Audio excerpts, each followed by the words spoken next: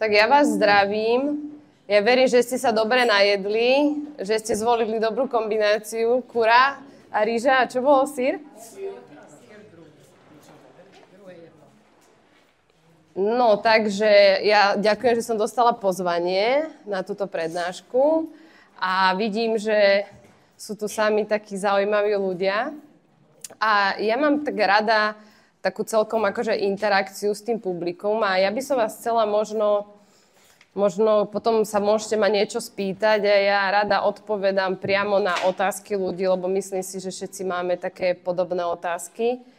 A ja by som to chcela zahájiť tú svoju prednášku tým, že by som vás poprosila všetkých, že by sme si dali takú minútku, dve ticha, kde by sme sa naladili na ten prítomný okamih, ktorý je vlastne ten jediný, ktorý existuje.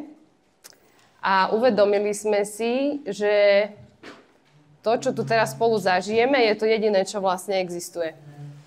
A keď si dáme teraz to ticho, tak by som vás poprosila, neviem, že či už niekto má skúsenosti s meditáciou, tak ja som sa venoval vlastne 10 rokov buddhistickej praxi a spoznala som sa s buddhizmom asi v 22 rokoch, teraz mám 35 a 10 rokov som vlastne meditovala a potom som absolvovala nejaký pobyt v tme, 7-dňový, potom som bola na ayahuaske, to je taká vlastne, neviem, či to poznáte, šamani vlastne v Peru robia také ceremonie a volá sa to taká matka, ktorá vám dá to, čo potrebujete na tej ceremonii. Vypijete taký nápoj.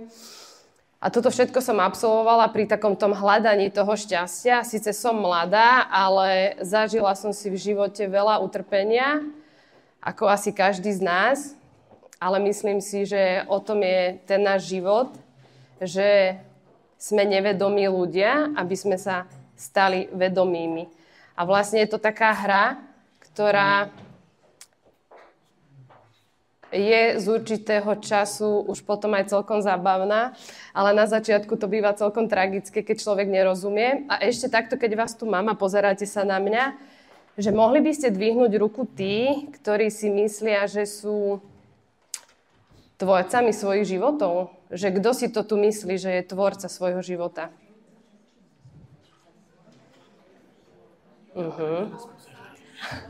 Super. A môžem sa spýtať, že kto si myslí, že je 100% tvorca svojho života?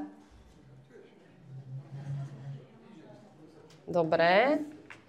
A ostatní asi, že sú tam nejaké iné okolnosti. Dobre, super. Takže toto ticho si myslím, že je veľmi lacné, veľmi jednoduché a myslím si, že je najviac dôležité v našich životoch. To ticho, to spočívanie, čo si teraz dáme, vlastne ja asi určím, nebudem si to stopovať, ale že by sme si dali pár minút ticha, kde sa budete sústrediť iba na váš dých. Lebo dých sa deje v prítomnom okamihu, možno ste to už počuli, si myslím, že tie meditácie sú už teraz dosť známe vo svete. A že sa budeme sústrediť, ako vám vchádza a vychádza dých nosnými dierkami. A keď vám ujdu myšlienky, lebo toto by som mohla možno vysvetliť, že meditácia není stav iba upokojenia. Meditácia je vlastne akoby tvrdá práca zmyslov a my ľudia sme vlastne otrokmi našich myšlienok a to je ten najväčší problém, že sa stotožňujeme s myšlienkami. A vlastne meditácia slúži na to, že vy idete do prítomného okamihu, začnete dýchať a zrazu vám začnú chodiť myšlienky, že Ježiš, vypla som žehličku a čo môj muž donese večeru, kde bol, čo deti, hej? A vlastne my sa takto stávame otrokmi nášho myslenia a nedokážeme žiť v prítomnosti. Lebo každý z nás, keby dokázal žiť v prítomnosti a nenasledoval svoje myšlienky, neexistuje, aby trpel. Neexistuje. A myslím si, že neexistuje ani to, aby bol chorý. A vlastne v tej meditácii sa deje to, že vy takto dýchate a teraz idú myšlienky. A vy ju spozorujete, že aha, ja som začal nasledovať myšlienku, už rozoberám to, že čo budem zajtra váriť a znovu sa vrátite do tej prítomnosti, k tomu dýchaniu, hneď ako to spozorujete. A vlastne vy toto, keď trénujete vo bežných dňoch vášho života, je to také akéby obyčajné o ničom, bože, teraz si sem sáhnem a budem tu toto robiť a myslím si, že to mi niečo v živote dá. Ale vy sa stávate pozorovateľmi vašich myšlienok. A začínate sa od nich oddelovať. Uvedomujete si, že ja tu teraz sedím, aha, a ja na niečo myslím, ale to sa vlastne teraz nedeje, to je iba moja predstava v mojich myšlienkach. A znova sa vrátite do prítomnosti, tam, kde sedíte, a k tomu dýchaniu.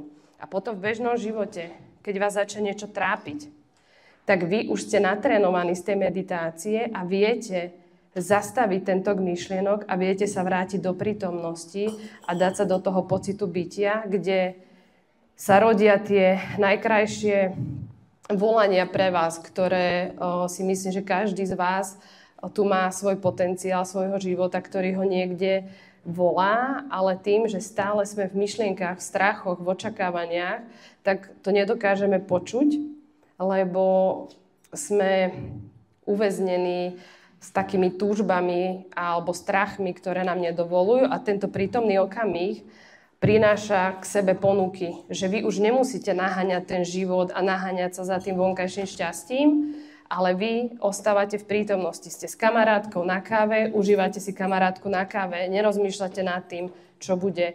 Ste doma s deťmi, užívate si deti. A vlastne to úplne stačí, ten prítomný okamih a môžeme si teraz dať tú meditáciu a spolu tak odštartujeme taký ten prítomný okamih, kde sa budeme sústrediť na tu a teraz, na túto prednášku, na tieto slova, lebo to je jediné, čo vlastne teraz existuje. Teraz neexistuje to, čo ste robili pred pol hodinou, ani to, čo bude, iba proste táto prednáška. A môžeme si to teraz užiť a môžete si zavrieť oči a môžete sa začať sústrediť, ako vám vchádza a vychádza vzduch cez nos a takto si zavrete oči a sústredite sa na prítomnosť. A keď vám odbehne pozornosť, tak sa znovu vrátite do prítomného okamihu. Môžeme si to spolu vyskúšať? Tak poďme na to.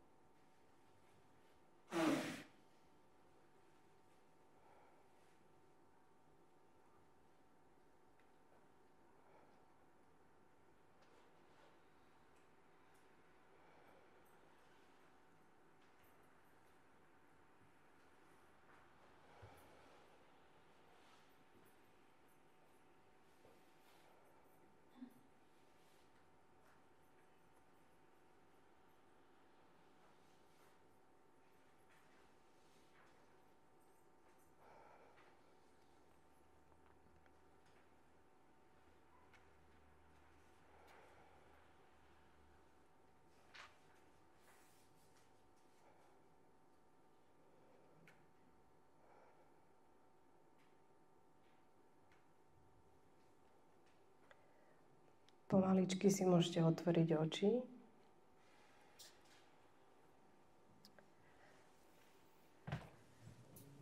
A možno to príde jak taká obyčajná vec. Všelijaké kurzy a všelijaké techniky a čo ja viem, čo všetko na to, aby človek sa mal dobre, ale keby ste toto aplikovali 10 minút denne a takto zastavovali svoju myseľ a dávali sa do prítomného okamihu bytia, tak by sa vám začali objavovať všelijaké zaujímavé múdrosti a vhľady o vašich životoch. A vie to byť také jednoduché niekedy. A my ľudia sme celkom zložití a niekedy si neuvedomujeme, že to, čo všetko, za čím sa naháďame, tak máme práve teraz. Lebo my sa naháňame za šťastím a za tým vonkajším šťastím. A preto je ten svet taký uponáhlaný a všetci každý povie, nemám čas, lebo stále hľadáme šťastie vo vonkajšom svete, vo materiálnych veciach, vo vzťahoch, vo fyzickom tele a uniká nám tá podstata toho, že vlastne to šťastie sa nachádza tu a teraz pre každého, v každom jednom momente, keď vy sa rozhodnete byť šťastný a stíšiť sa, jak teraz. A vlastne zobrať si to šťastie a ten pocit kľudu a bytia vždycky v tom momente, keď potrebujete. A nie iba naháňať sa za tým šťastím, lebo to šťastie vždy pominie. Kúpite si auto, tešíte sa z toho týždeň, 2 a zasa ďalšia vec príde. Ja neviem, niečo vyriešite, zasa príde ďalšia vec. A človek, keď je pripútaný k tomuto vonkajšiemu šťastiu, tak je to naháňačka na celý život.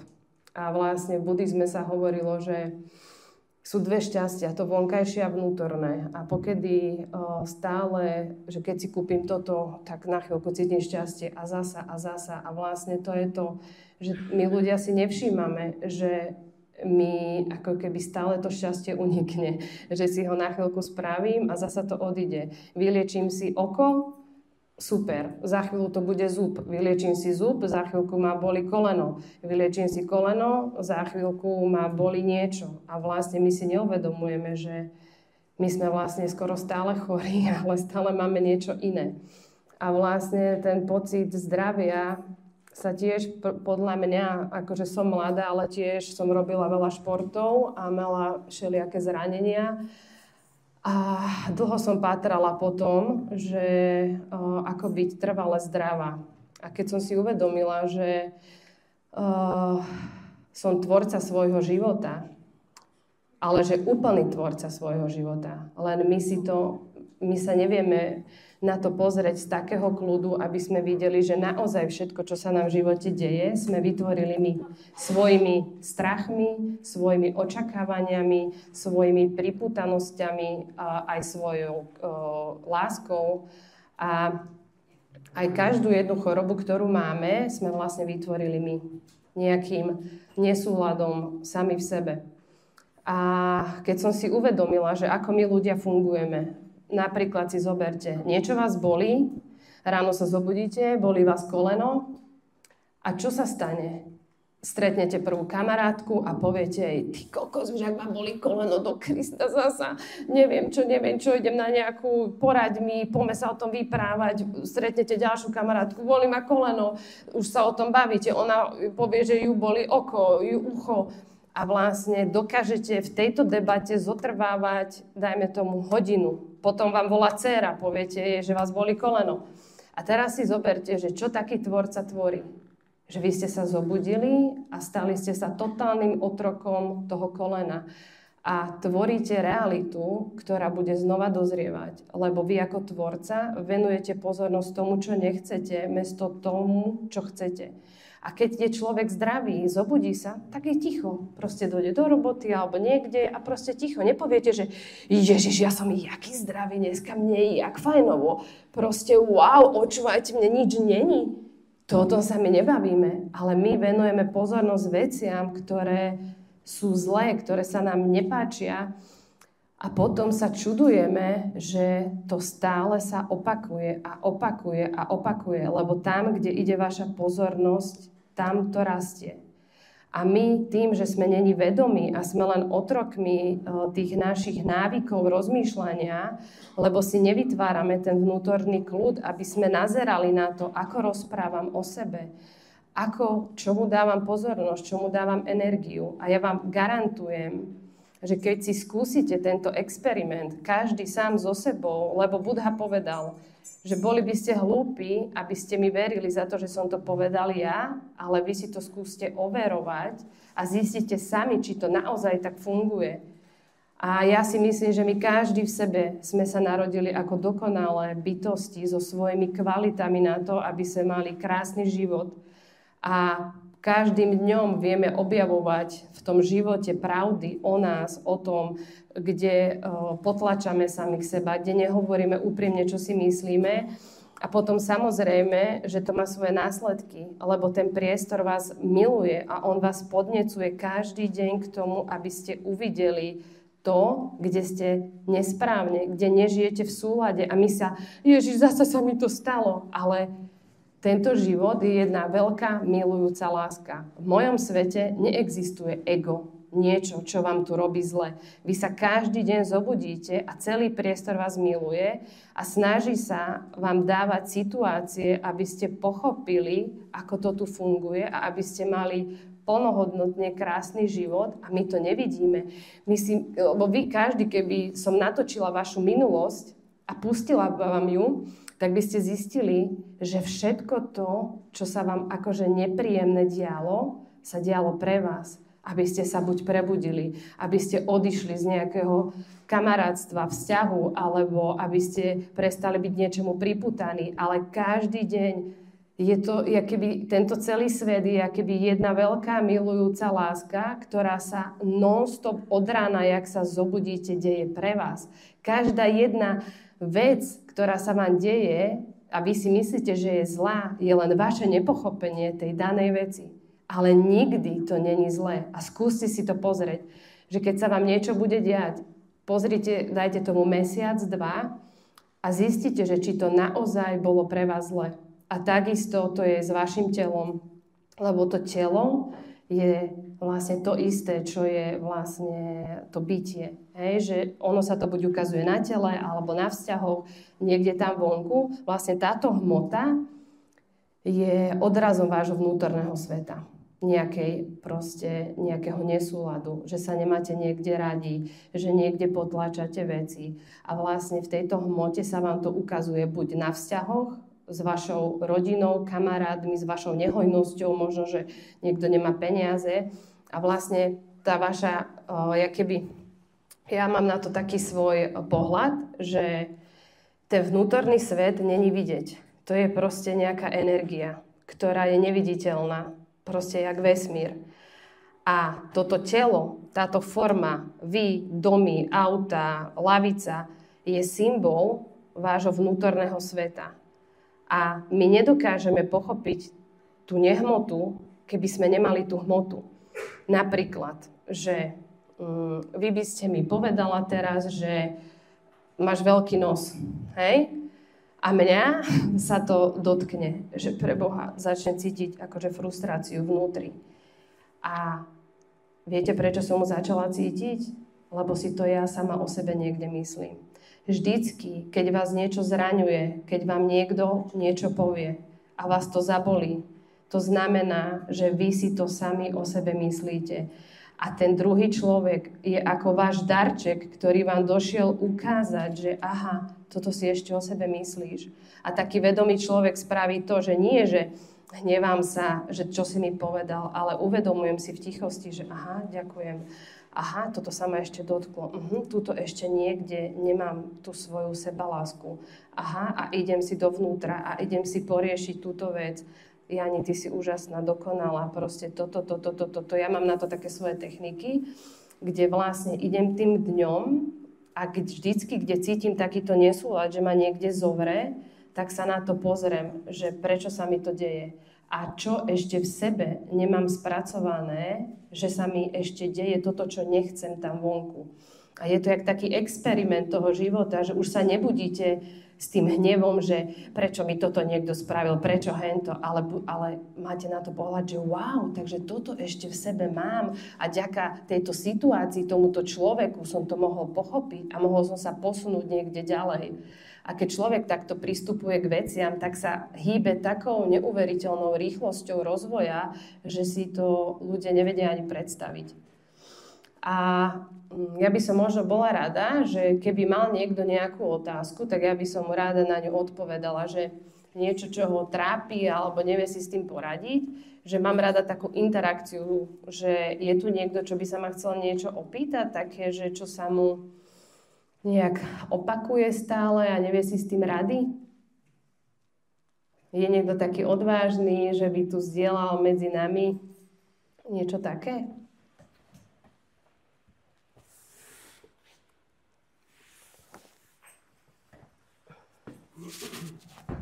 Môže? Ja? Ako vidíte, že bojujem s tou otázkou? Ale to je super, lebo my sa všetci bojíme. Všetci sa bojíme, všetci sme nahnevaní a my si ani neuvedomujeme, jak všetci stále zažívame to isté. Len o tom nehovoríme. Každý jeden z nás sa bojí, každý jeden z nás cíti frustráciu, zmetenosť, každý jeden, len máme tie masky na sebe a hráme sa jeden pred druhým divadlo na hocičo, len aby sme boli prijatí. Ja počúvam otázku. Že sa mi opakuje často s mojou dcerou už dospelou také vycítim sa konflikty, ale také úplne nedorozumenia komunikačné. A teraz ja tiež akože neviem, či si to mám myslieť, že ešte sa cítim niekde tak, ako ona má akože vôbec nekritizuje nič, ale ja to tak beriem, že ako keby tam bola tá kritika, ako keby proste nepochopené sme. A to sa opakuje. A čo pri tom cítite, že aký máte ten pocit, keď sa to deje? Že môžete mi tak viac o tom povedať?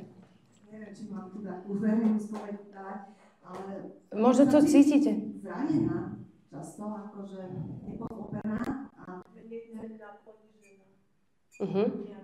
Taká ponížená. Občas áno, že ja viem, že to nemyslí zlom, že je tam láska medzi nami, ale... Ale ide o ten pocit, že to, že čo to je akoby kvázi jedno. A cítite sa ponížená, nechcená, nepochopená? Taká výčitka.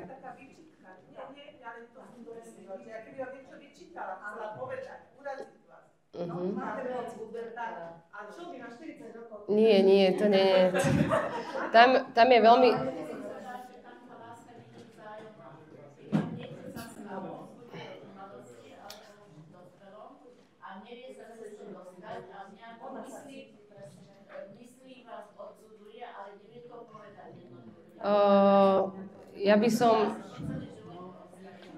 Ja by som chcela k tomu povedať, že ja hovorím za môj svet, môj názor, hej, je to vždycky iba môj názor. Nikdy to není problém vašej dcéry. Tam ide o to, čo vaša dcéra vzbudzuje vo vás. A vy ste povedala, že nepochopenie, poníženie. A my, alebo vy určite niekde dávno ste vo vašom živote bola nepochopená a ponižovaná. A to je to, že my sme si sami sebe zabránili prežívať emócie, ako je napríklad hanba alebo niečo také. Hnev, frustrácia, čokoľvek. A vlastne teraz sa deje to, že vaša dcéra vás prebudza v tom, aby ste si dokonale prežila tento svoj pocit a začala ho milovať, lebo my máme taký problém v živote, že my vytesnávame to, čo sa nám nepáči. A snažíme sa to potlačiť a dať preč. A mala som teraz asi 2 dní dozadu také veľmi silné pochopenie svojich pocitov. A bolo to, že predstavte si, že máte 50 detí, hej? A to sú vaše emócie, vaše deti. A teraz každá z tých emócií je vaše dieťa. A teraz je dieťa hnev, je dieťa poníženie, je dieťa frustrácia, potom je dieťa láska, radosť a tak. A tieto všetky vaše deti, vy ste sa rozhodli milovať iba tie pekné. A tieto tam v kúte niekde sedia a sú nevidené a potláčané. A tam tá hlavná myšlienka toho je, že my sme dali do úzadia hnev, frustráciu, potláčanie, proste toto všetko sme začali neprežívať. A chceli sme to dať z toho života preč. A preto sa treba zamilovať do smútku, do odsudzovania, posudzovania a počkať si s tým pocitom a dovoliť mu, aby tu bol, dokedy tu bude chcieť byť. A povedať mu, vy sa ako voláte, prosím vás? Že Evička, je v poriadku, že cítiš sa teraz ponížená. Je to v poriadku. Zostaň tu s týmto pocitom poníženosti. No, je to tak. Preto ste sa teraz rozplakala, lebo presne to je to. A teraz si dovolte plakať a dovolte si tu byť s týmto pocitom, lebo vy ste si to možno do tejto chvíle nikdy nedovolila. A poznáme to tu úplne všetci. Všetci sme strašne tvrďáci, strašne vysmátí, strašne v pohode. A pritom sme toľkokrát zraňovaní v rozhovoroch a nepovieme to, že napríklad, ako by vyzerala dokonalá situácia vás s vašou dcerou. Dcera sa volá ako? Kristínka, ja ti chcem povedať, že ty, keď mi rozprávaš tieto vety, tak ja sa cítim ponížená. Ja chcem, aby si vedela, že zažívam túto emóciu poníženia. Budeš tu so mnou? Pomôžeš mi s týmto pocitom poníženia? Teraz to takto cítim. A cítim sa napríklad nahnevaná teraz na teba. Ja ti to nevyčítam, iba chcem, aby si vedela, ako mi je. A my toto, lebo ja mám vlastne školu, kde sprevádzam deti už asi 7 rokov a vidím to na svojom živote. My neprejavujeme pocity. Príklad, ste s kamarátkou na káve, hej? A povie vám, že akože tá blúzka nič moc, ale očúvaj a tak. A vás to normálne sekne a vy sa usmejete a idete ďalej v komunikácii. Však Adam, nebudem robiť scénu, hej, za blúzku, ne? A túto nastáva problém. Keď vy nepoviete, Marika, počúvaj, akože my sme tu viedli debatu a ty si povedala o tej blúzke a mňa to vážne zabolelo. Ja som sa cítila totálne jak také malé dievča ponížené, že sa neviem obliekať. A toto potrebujeme robiť. Potrebujeme neurážať, nedávať akože pocit viny tomu druhému, ale každému povedať, ako sa cítim. Aha, ty si krásne, máš krásne oči. A ty mlaskáš, to mi trošku vadí. Hej? A cítim sa ako keby frustrovaná, že mlaskáš, ale chcem len, aby si vedel, ako mi je. Ja ťa neobviňujem, len chcem, aby si vedel o mojich pocitoch. Si zoberte, že čo je hnev? Hnev je dokonalý. Milujem hnev, lebo nás všetkých oslobodzuje. Vy si zoberte, že vy nežijete svoju pravdu, vy sa ráno zobudíte a 6-krát možno za deň potlačíte samého seba. Kolega niečo spraví, nepoviete mu to. Dcera niečo spraví, nepoviete mu to.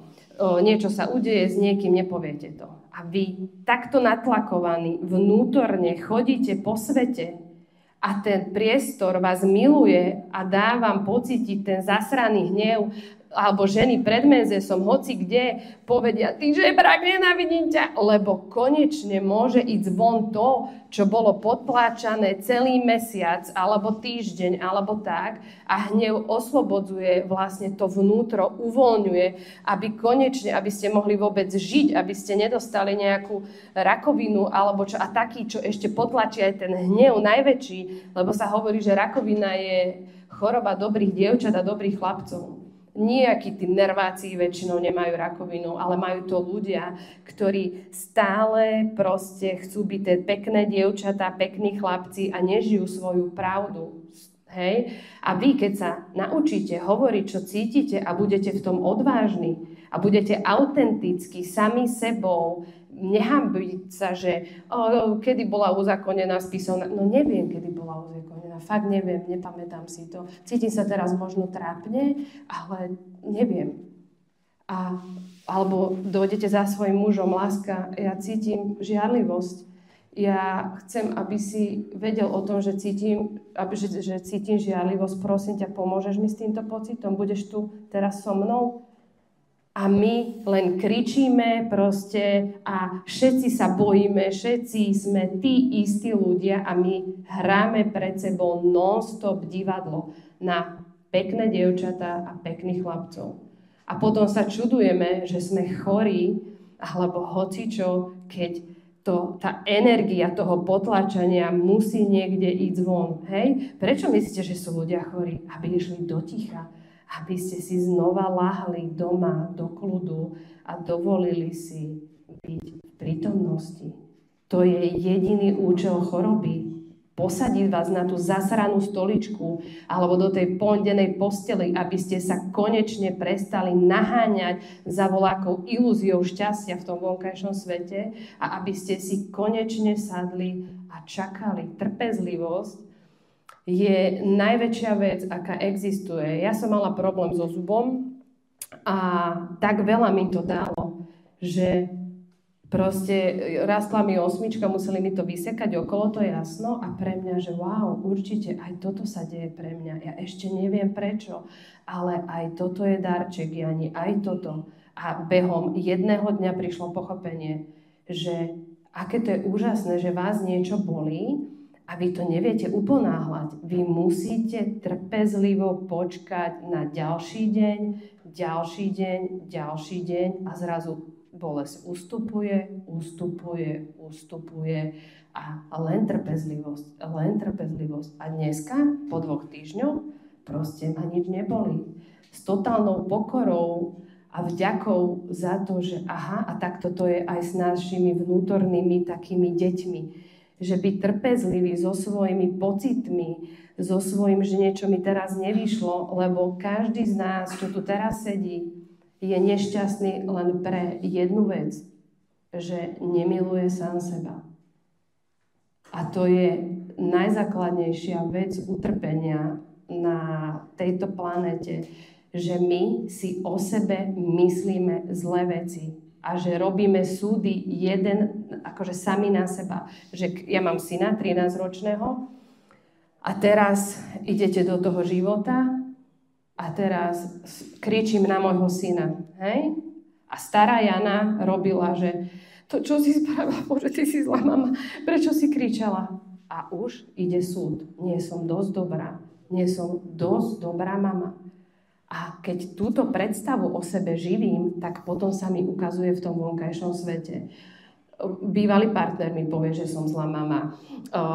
Syn na mňa začne vykrikovať, začne mi hovoriť, že so mnou nechcem byť, lebo ja som posúdila samú seba. Ale nová Jana robí to, že aha, kričala si, ale ty si úžasná, lebo si kričala, lebo ty si dala von niečo, čo si zasa dlho nepovedala.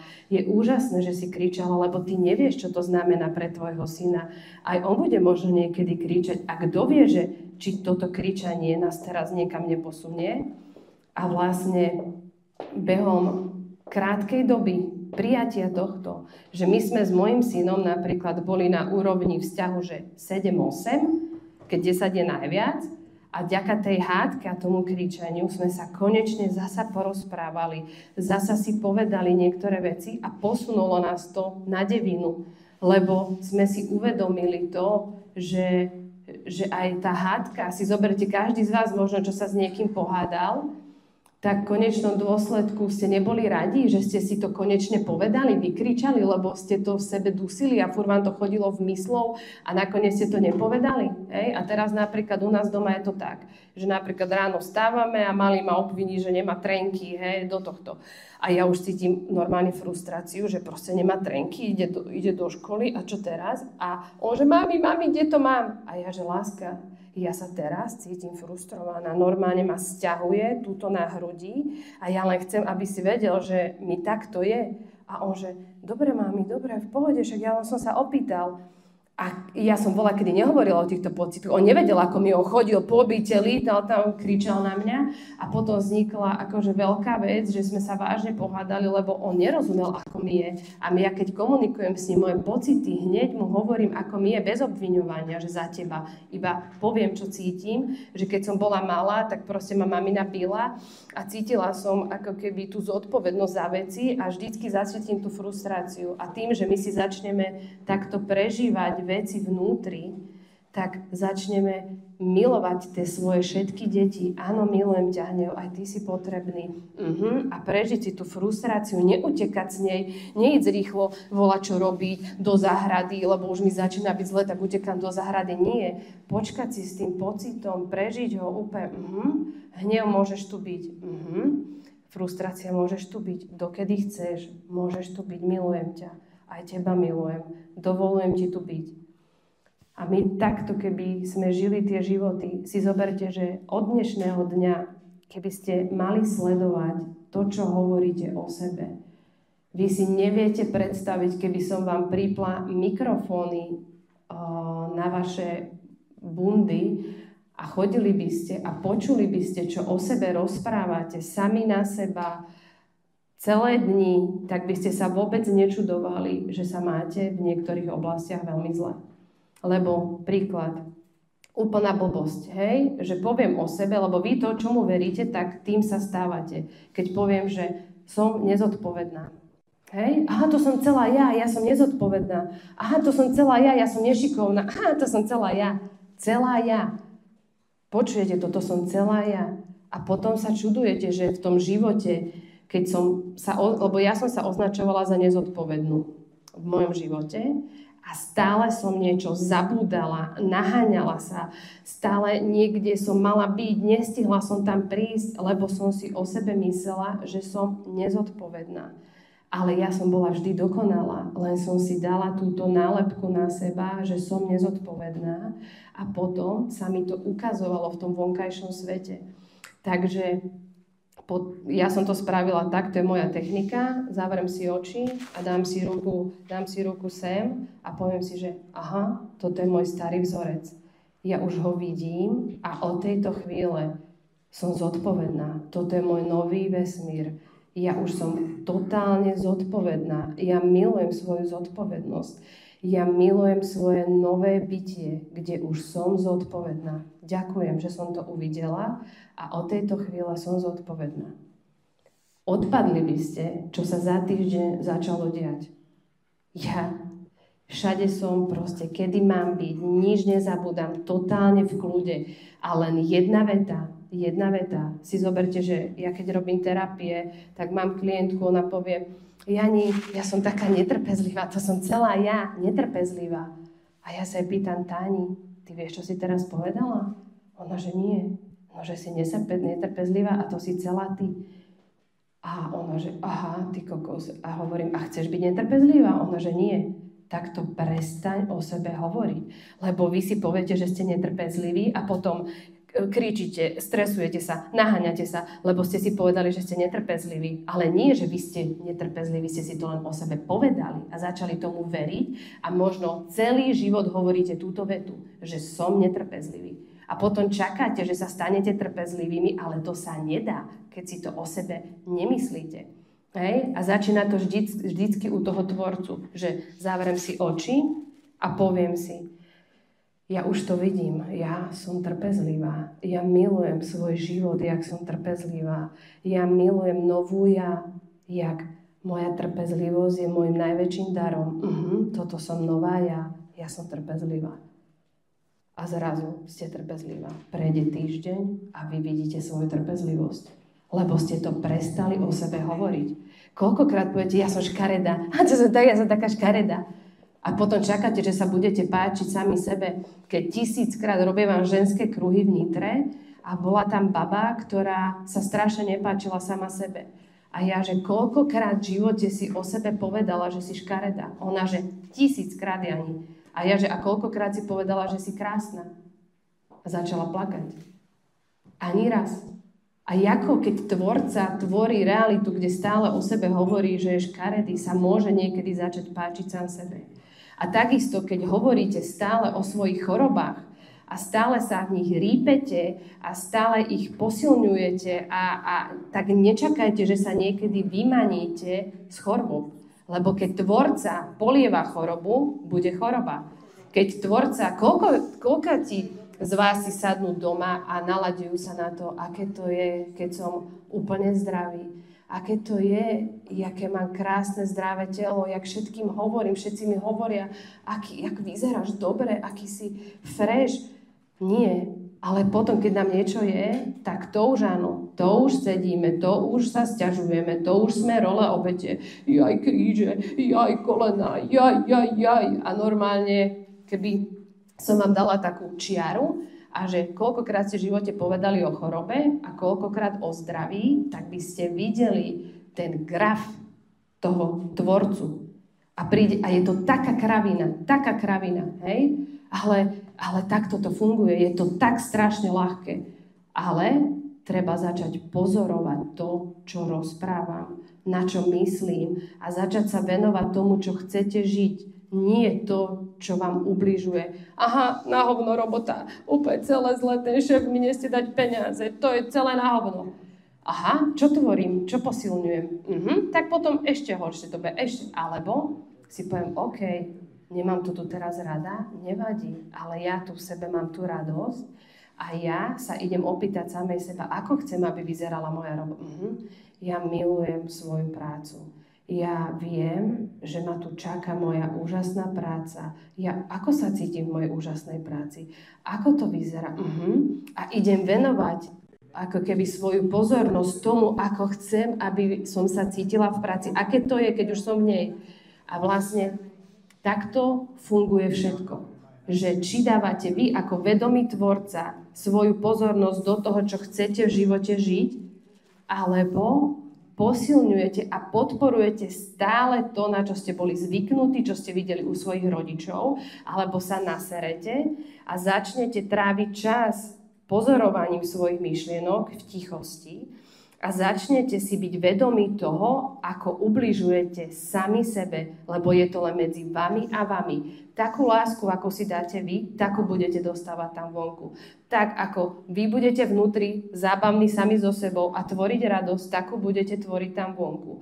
Tak, ako budete obeťou, tak vás budú vidieť ostatní. A je to vlastne len o tej láske medzi tebou a tebou. Tak ma bude milovať môj muž, ako ja milujem samu seba. Ja viem, že ste to počuli už miliónkrát, ale to milujem samu seba znamená, že nehovorím o sebe zlé veci. Napríklad ja nepríjmam žiadnu kritiku. Žiadnu na svoju adresu. Žiadnu. Lebo ja som dokonalá bytosť. A toto je moja tvorba.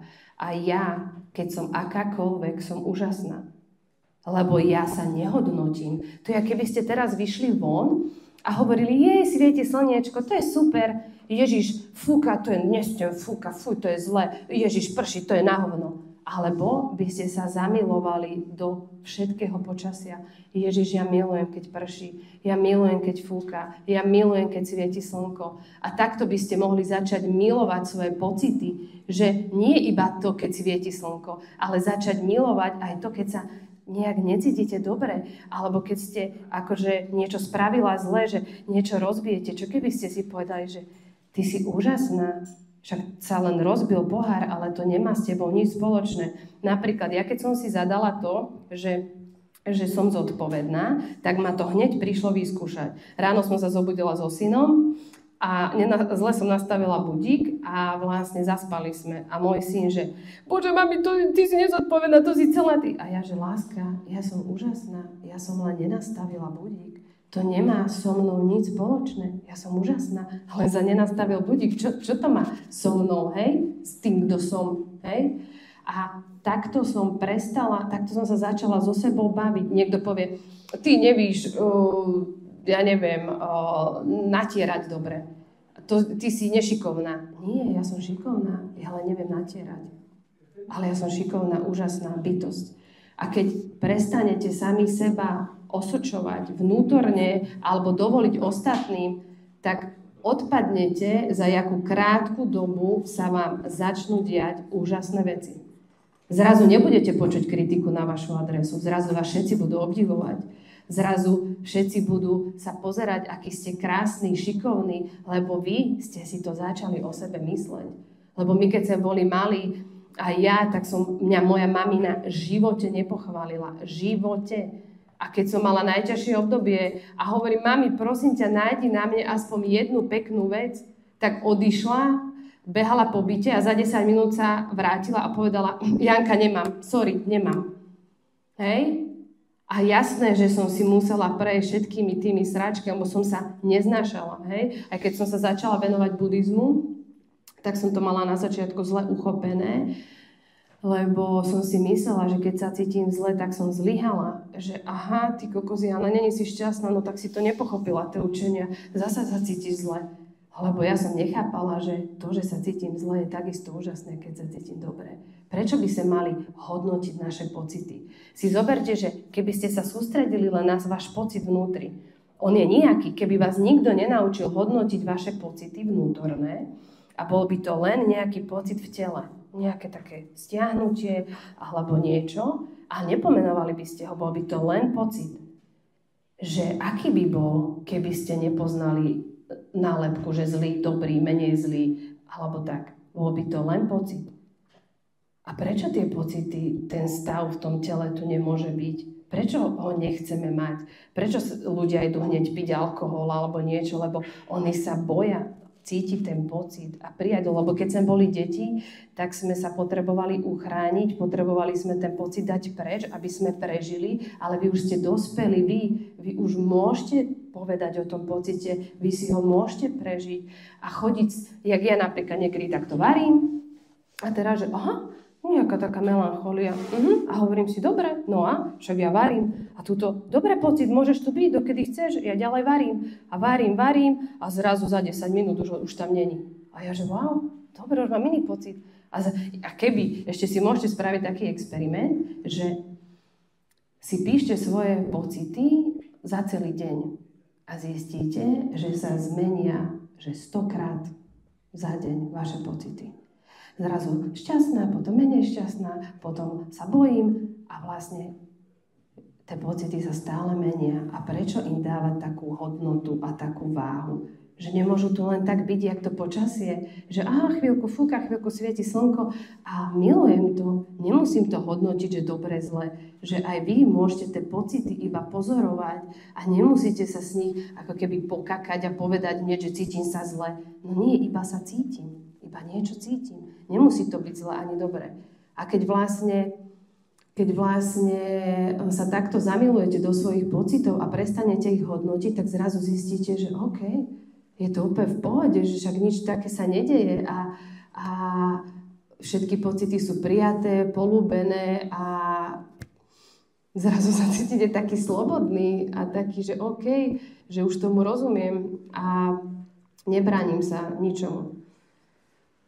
Môžete sa ma niečo spýtať, ja vôbec neviem, koľko hodín, že či už vyprávam veľa. Áno? Ešte otázky, lebo už sa naplňa čas.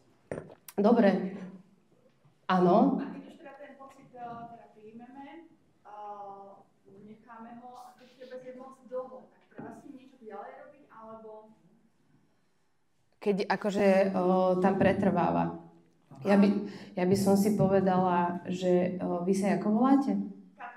Katka. A aký by to bol napríklad pocit? To som si tak vymyslela. No, tak iba nejaký pocit, hej? Smútok.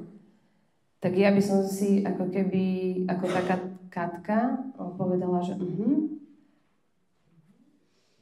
malá Katka napríklad sa niekedy cítila smutná, hej? A ja by som tu napríklad malú smutnú Katku, ktorá tam teraz niekde je, tak ja veľká Katka by som mu zobrala na ruky a povedala jej, že budem tu pre teba, dokedy budeš potrebovať. Smútok, môžeš tu byť.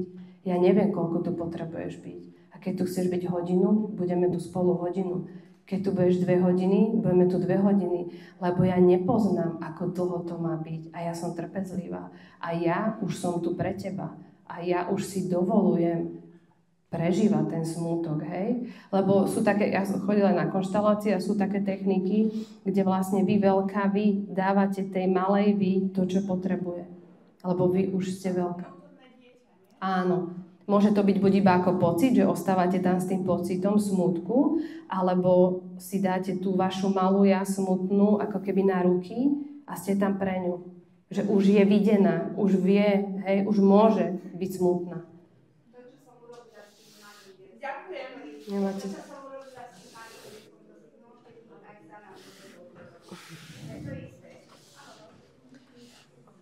A ešte by niekoho niečo zaujímalo?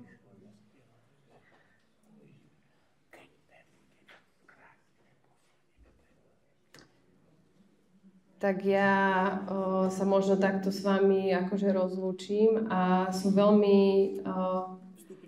vstúpiť do toho? V podstate, Janka, ak teda ešte máš... pretože mala prednášať pani doktorka Lajferová, doteraz nedošla. Ja mám teraz Áno, okej. Ak teda ešte by boli nejaké otázky, tak v pohode. Ľudia sa môžu pýtať, prípadne zodpovedať.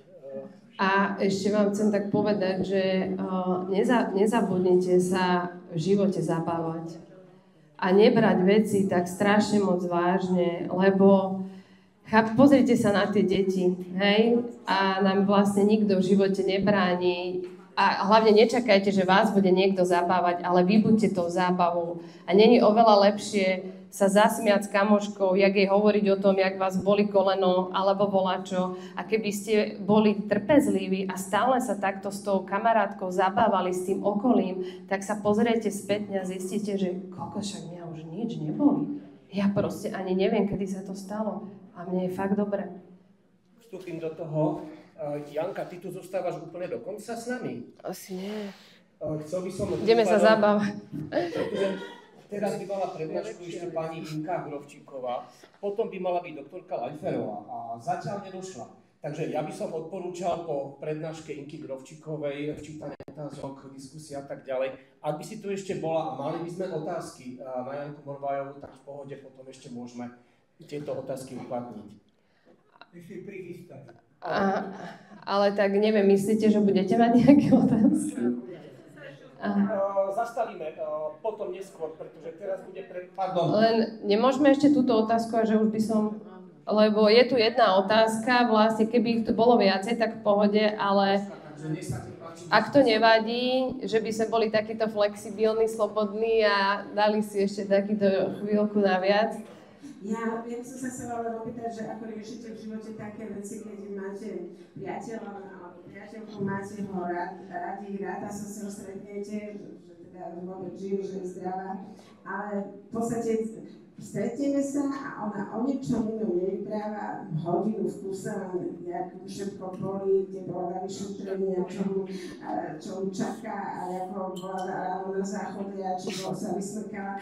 Stále dokola to isté. Je to ľúto, ale neviem, čo s tým robiť. No úplne jednoduché. Ako sa volá kamoška? Janka. By sa povedala, že Jani, počúvaj. Ja som sa tak v živote rozhodla, že ja už nechcem týmto veciam dávať pozornosť. A povedz mi, Jani, aké máš v živote sny? Čo by si ešte chcela zažiť? Že poďme sa teraz o tomto baviť, že takú mám chuť, že ideš so mnou sa teraz, Jani, o tom baviť, lebo ja to tak milujem. Mňa by tak zaujímalo, že aký máš plány na ďalší rok, že čo by ťa potešilo? Čo by si robila, keby si vyhrala 10 000? A ja by som mu pekne naviedla na to, a keby sa nechytala, tak by som jej povedala, Jani, ja sa necítim už dobre v tejto téme. Robí ma to potom takou slabšou, moc sa nacítim na tú chorobu a ja už to takto nechcem. Takže buď sa prestaňme o tom baviť, ja ťa mám rada, ale nepríde mi to už hodnotné a keď neprestaneme mať tieto témy, ja už sa s tebou nebudem stretávať, prepáč. Že bola by som úplne úprimná. Najprv by som skúsila ju zobrať do toho môjho sveta s takou radosťou a láskou a keby sa nechytala, tak prejavím zasa svoju pravdu a poviem, čo cítim, ale pekne so súcitom, s láskou poviem, ako to mám ja a že už to není pre mňa vyhovujúce. Hej, takto, lebo sa cítim, že som sa posunula a už nechcem tomuto venovať pozornosť.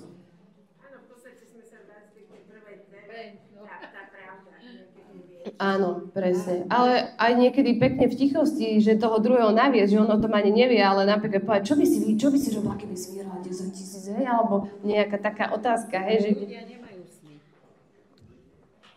Majú. Nemajú. A to je tiež program. Majú. V mojom svete majú ľudia Tak sny. aj v mojom. No, Ale super. všeobecne, keď hovoríme, že o tej priateľke, myslím to z tej strany. Len Ale že to je jedno, keď nikoho by nemal zaujímať nikoho druhého svet, iba váš. Vy, keď budete mať dokonale krásny váš svet, tak poďme sa vtedy zaujímať o druhých, ale pokiaľ to tak není, tak nestrácajte čas riešením druhých ľudí. Lebo vy, keď budete šťastní a v láske a v pokore a v tom byti, tak to, čo sa bude diať vonku, vám bude jedno, alebo sa vám budú diať len pekné veci. Sorry. Vážené dámy a páni, vynikajúco. Janka medzi nami zostáva úplne až do konca, takže ak budú ešte nejaké konzultácie a tak ďalej, tak nech sa páči. Mužská sila. A ja teraz odovzdávam slovo Inke Grovčíkovej, nech sa páči. A ďakujeme veľmi pekne. Ďakujem.